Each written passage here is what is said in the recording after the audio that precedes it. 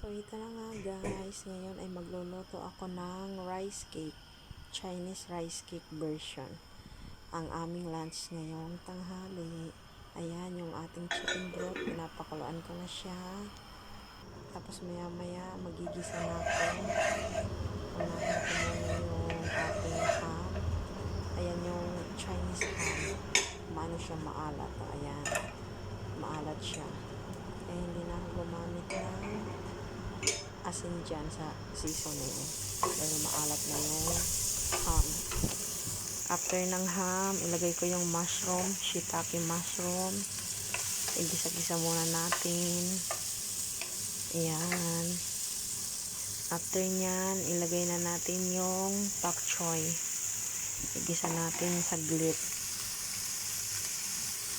para ano siya, mas masarap.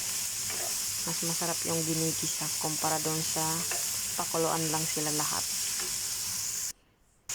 Nag-request ang aking amo na rice cake in-soup daw ang kanyang lunch with her sister.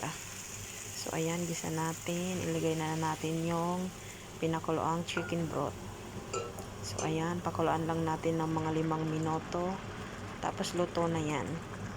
Pinag-blanch ko nga pala yung rice cake para matanggal yung kanyang amoy-amoy. So, ayan. Malapit na siyang maluto. Masarap siya. So, ayan na nga. Ready na ang ating Chinese rice cake in soup. Ready to serve.